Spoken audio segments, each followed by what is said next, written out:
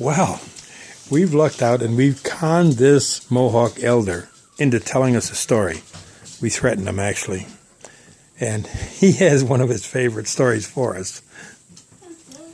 Okay, so this is going back to my my teenage years. When I was 16, I was a little bit more of a troubled youth. And at 16, I had decided to run away from home with my childhood best friend, Dale. And we decided to go to California and, try our luck out there. Although we didn't plan for it very well because we had driven our car out there, and about halfway through in Texas, we were out of money, gas money. So, being a 16-year-old youth, we figured we'd take a shortcut, and we tried stealing gas.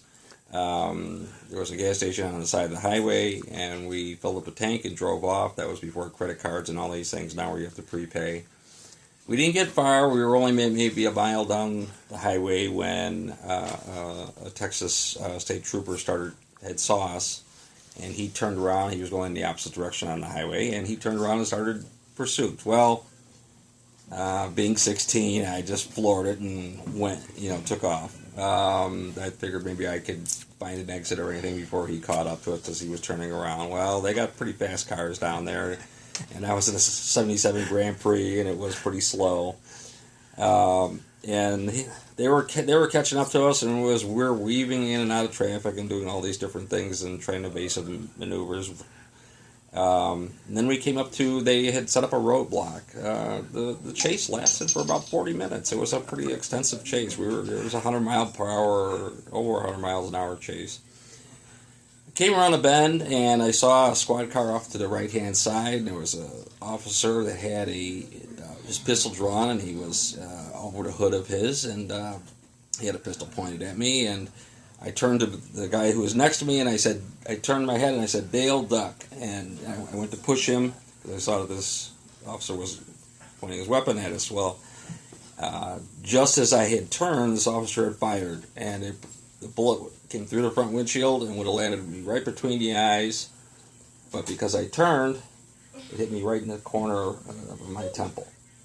It severed my temporal artery, and immediately it just sprayed blood, just gushing out. It was sprayed all over the windshield.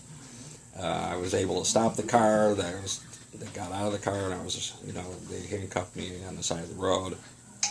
And it was pretty serious. It had torn off actually a chunk of my skull and my scalp. I asked the officer if he could see my brains. He said, "Yeah, I could see your brains all over the back seat." He said, and he grabbed actually a piece of about the size of a $50, a piece of skull with hair on it, and looked like macaroni on the other side. So I'm assuming that was possibly brain matter or something, and that it came out right out of this front area here. When it hit the windshield, it was the 357 hollow point. It had kind of spattered, and the copper jacketing is still in here. You could feel it. It's still embedded in my skull. And I was hit with a total of 54 pieces of lead throughout my upper torso and base. So we were about 40 minutes away from Amarillo, Texas. So they called an ambulance, and they drove me to the ambulance. By ambulance to the hospital. When I got to the hospital, I remember trying to talk, but no one could hear me. And they were looking at me, and I kept trying to talk to them, but I was never getting any answers. So I didn't understand why. So they had assessed me. I was never set up with an IV bag or anything, which I didn't realize at the time because I was only 16, but later in my Army years and my experience as an EMT paramedic, that I knew that that's not your normal course of treatment. They had just kind of assessed me, looked me over, and then they had put me in a supply room, shut out the lights, closed the door.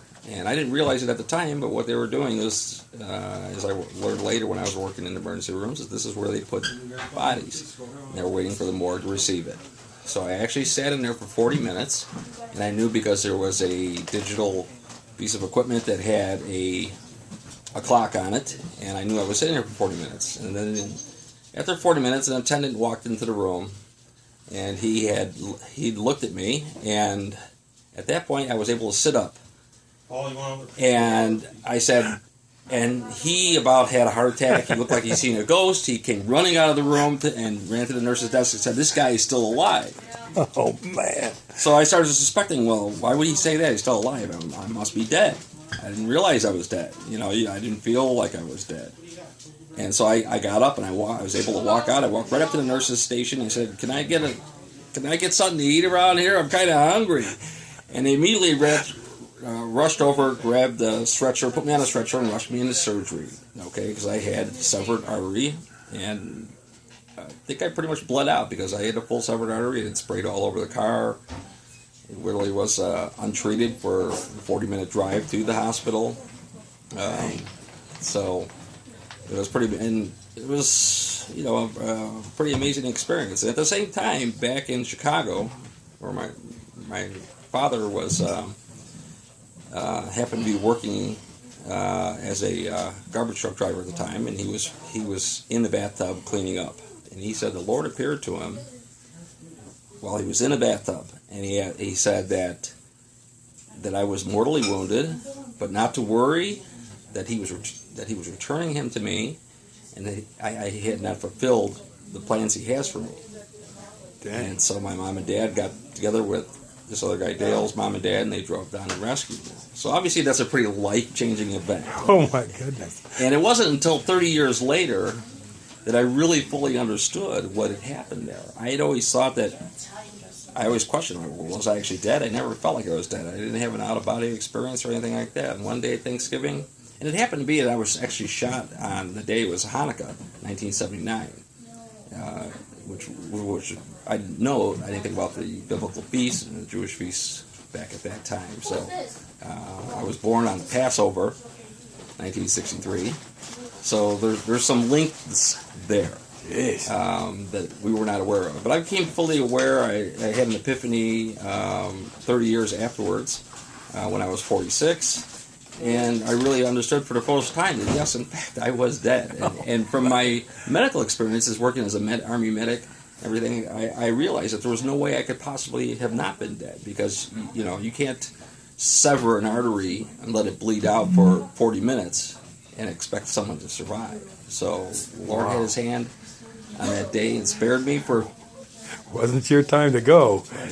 Right. So I don't know exactly what for. He has some plans for me in the future. Man, gives me cold chills. Thank you very much. All right. Thank you.